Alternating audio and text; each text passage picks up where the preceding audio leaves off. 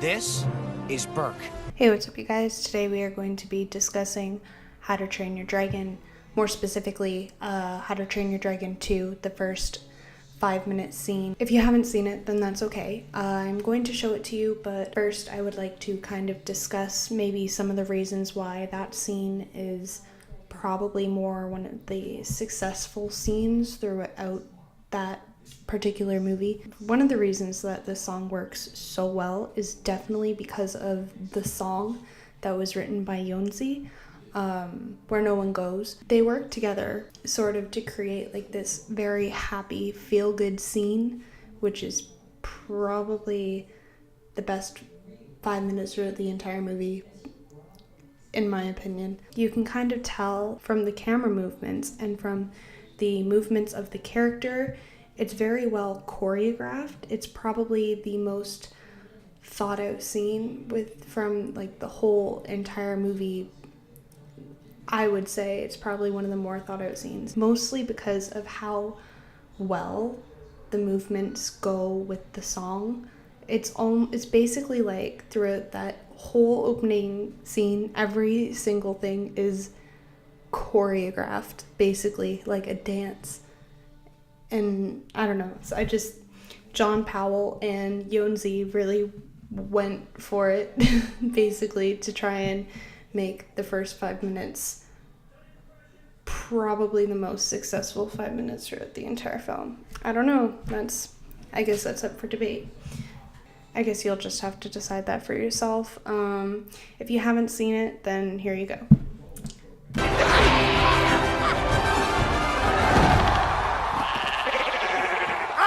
Takes the game!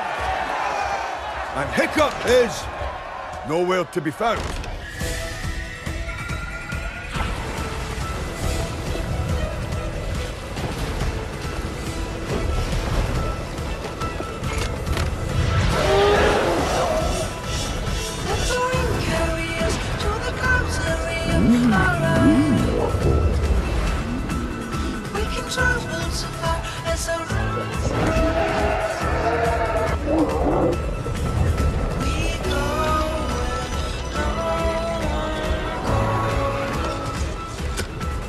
What do you think, bud? You want to give this another shot?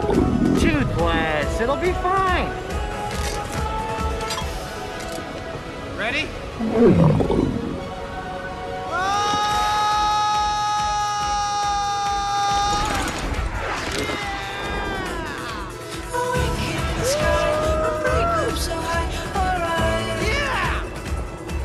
Let's make it around.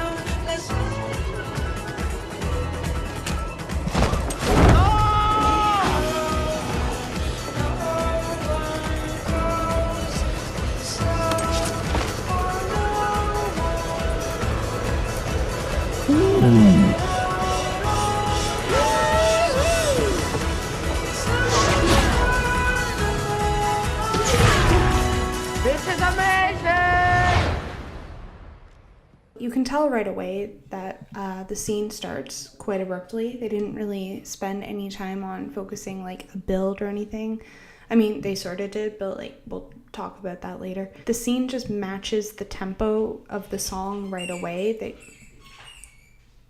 Like you see a lot of fast camera movements, you hear a lot of really fast beats. You can sort of tell, like they want you to know that they've started off really quickly. You can see that they've got like this shaky camera movement here. I said that there wasn't really any dynamic changes in the scene that led up to what was happening. They also started off the scene like really close to the water. They might have already been moving like really fast. They might have already been doing a lot, like there was a lot going on. They were still close to the water, which to me seems a lot like they were sort of leaving room for something to happen. You can just sort of see that it's around that point where they are starting to gain height. That happens at just about the same time that the first verse starts.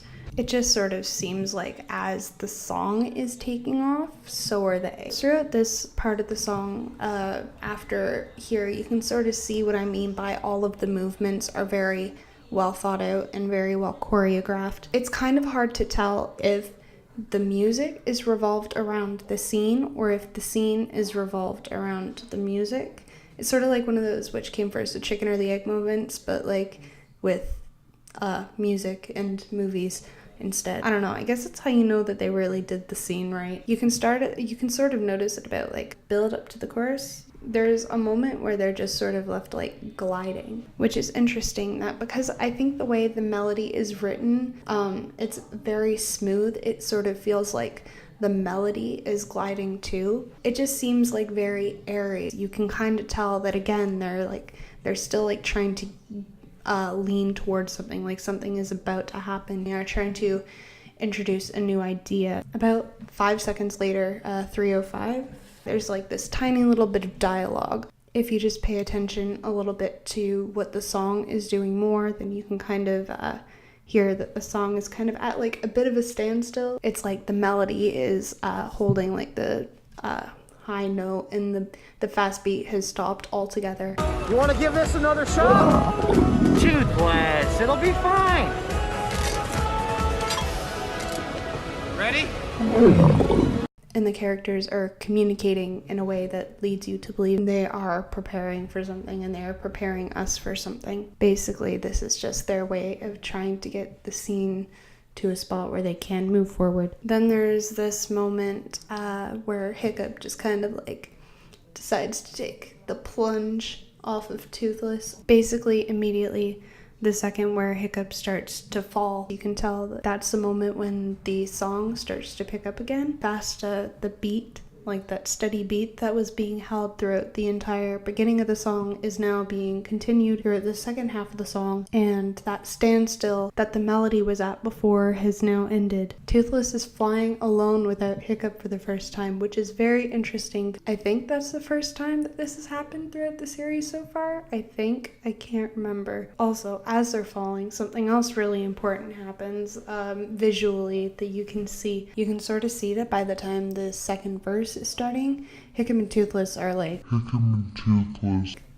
they're flying together, they're doing like their own thing. They sort of go back to like that shaky camera sort of thing. The song is sort of get hype kind of moment. So definitely looking at about like 3:37 in, you can sort of tell this is when a lot of things, like a lot of camera movements themselves, are focused on specific aspects of the song. They both put their wings out and they stop flying and they start gliding, and both of that is like on the first two words of the second verse, I believe.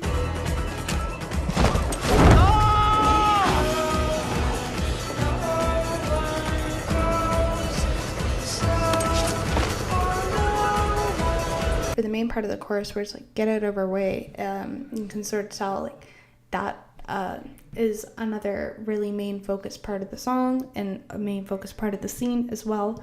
So there's again a lot of camera movement happening on this specific part, and this specific part. Basically, immediately at the end of the first verse is when they stop falling, and into the second chorus is when they start to fly again. I noticed that for this part they used a lot of smoother camera movements rather than using like the shaky camera that they had been using so much before to indicate fast movements. They're kind of trying to slow down the movements of the character. The camera both fall on beats or on specific important parts of the song, but it's also all in a very subtle way that makes it seem very natural. It's just at this point here, this very much feels like the scene that they were trying to get us to the whole time. The whole thing is essentially just trying to take us up to the end. Like, we don't really wind down at the end of the scene. The song ends just as abruptly as it started. So you have this moment here where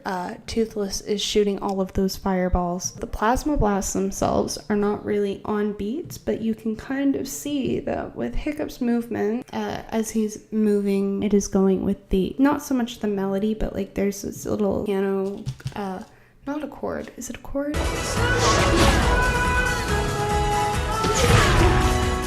is amazing! everything in this song that they've done is like, it's very subtle. Basically, this leads us to a very abrupt end. They just kind of ended it. They left it very uplifting. The thing pretty much stayed one consistent speed throughout, aside from that one little moment in the middle where things kind of sat still for a fraction of a second. It just ends, and then that's it. The screen just goes to black. Yeah, the scene is incredible, but the music was an incredibly crucial part of the scene. If the scene didn't have that music, basically, I don't think that the scene would have had the same impact. It just wouldn't have been as interesting without the song. I think it would have seemed a little more scattered. It wouldn't have looked as thought out or well planned. Thank you for watching this podcast. I hope you enjoyed it. Well, bye.